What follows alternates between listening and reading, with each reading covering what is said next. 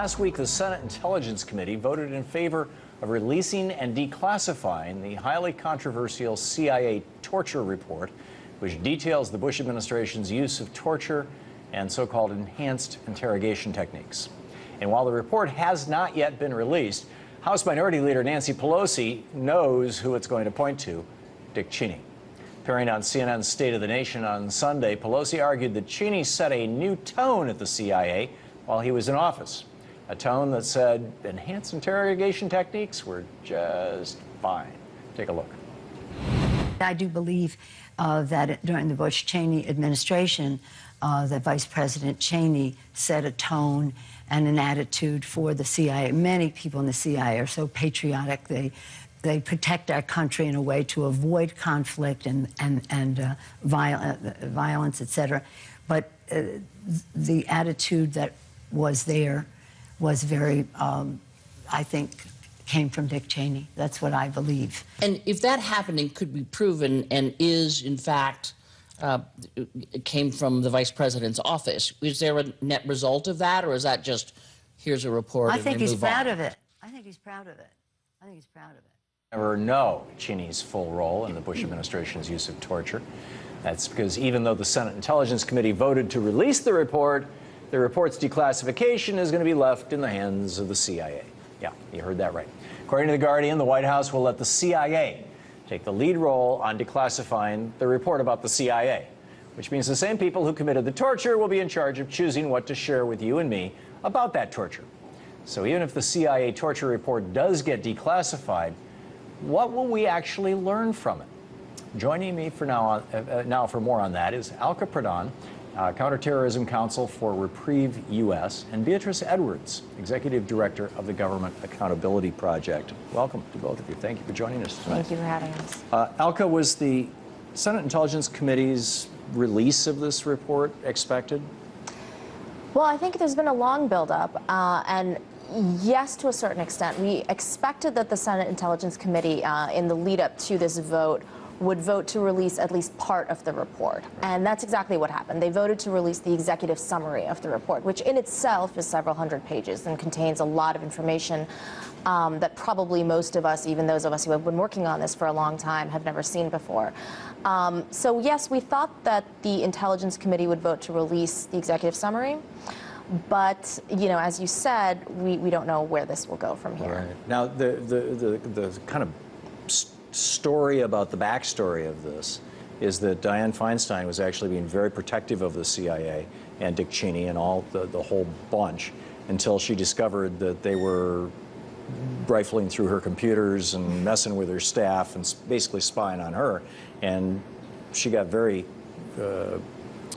she, let's say, lost her commitment to being on their side. I don't know how to characterize this.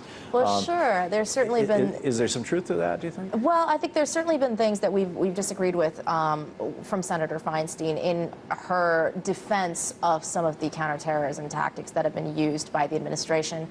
And I do think that one of the triggers, certainly for her speech a couple of weeks ago, was the fact that she found out that the CIA had been meddling in her staff's investigation on this and with their proper oversight function. And so whatever her motivation was, that speech that's sort of brought everything out in the open, this fight between the CIA and Congress, has been useful for us in that we can, you know, we can see that the CIA has been meddling in more than just trying to cover up their own legacy. They've been lying to Congress. They've been meddling in the oversight function of Congress.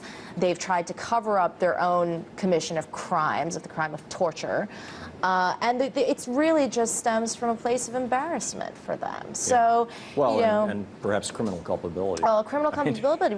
You know, frankly, we're not optimistic that anyone will ever face actual criminal convictions or criminal prosecution for any of this, but at least not in the United States. There are countries overseas that have tried to hold members of the former administration responsible for it. But at the very least, the American public and certainly human rights advocates want the report released, want the conclusions released so that we know what happened, so that we know what was done in the name of the American people. Yeah.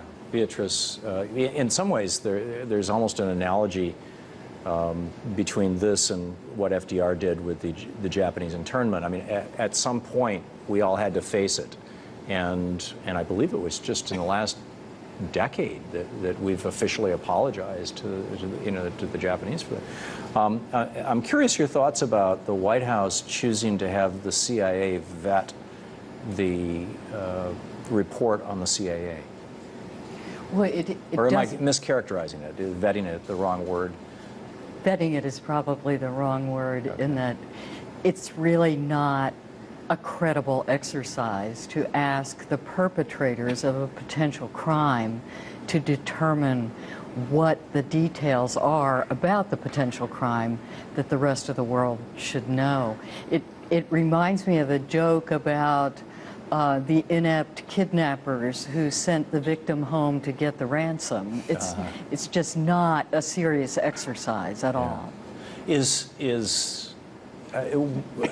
What could cause the Obama administration or the president to do this? I mean, what do you think? Well, I think that there are signals that we can read from this situation with the CIA report, from the way the Obama administration has handled whistleblowers at the National Security Agency, from the way he has allowed the Department of Justice to prosecute whistleblowers in the intelligence communities in general, that suggests that really our elected representatives are not truly in control of the national security apparatus, and that they defer to the prerogatives of the intelligence community to protect its own and actually to conceal unconstitutional activities from the American people, who are obliged, as we approach April 15th, to pay for that. Yeah. Now, in the mid-'70s, we learned that J. Edgar Hoover had been doing this through the 1940s, 50s, and 60s with literally blackmail. I mean, he literally knew sexual secrets, gambling secrets, whatever, of individual members of Congress, and he was using them against them. That's a fairly easily understood reason why somebody would behave deferentially toward the FBI when they should have oversight over them.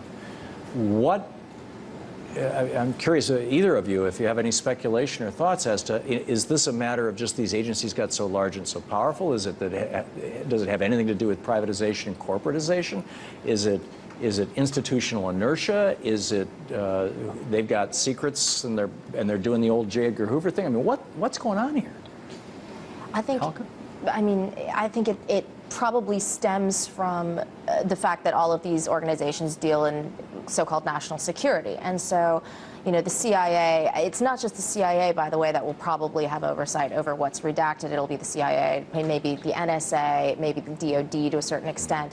And so anything that they were involved in, they have sort of a right, because the president has delegated that authority, to say, well, this could harm national security if that was the case. And what we've seen is just an absolute abuse of that power to the point where this is a very special case, and this is why I think this fight is so pointed over this intelligence report, because we're talking about what could amount to be a state-sanctioned torture program. And what we have to remember is that the president does have the ultimate authority over what is declassified and what is not. Now, traditionally, again, as I mentioned, they delegate that authority to the agencies involved. But in this case, for him to try to abdicate that responsibility to the CIA, which we know the report's going to come back complete with just black sheets of paper, completely redacted, is appalling. Yeah. Beatrice, your thoughts on why this may be happening?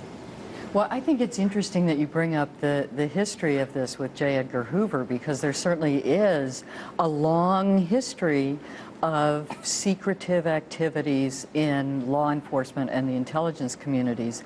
And when it was discovered how much of the FBI's activities were directed at repressing dissent in the United States, there was the Church Committee, as you've mentioned, and we struck a deal. The deal was that we would tolerate secret courts in this country to determine how our security our intelligence community could operate. And what we've seen now with the disclosures of Edward Snowden is that that deal is broken down, that we cannot have secret courts.